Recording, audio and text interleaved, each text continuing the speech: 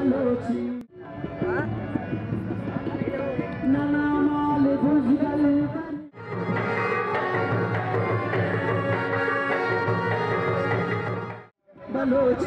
ज़बान बलोची।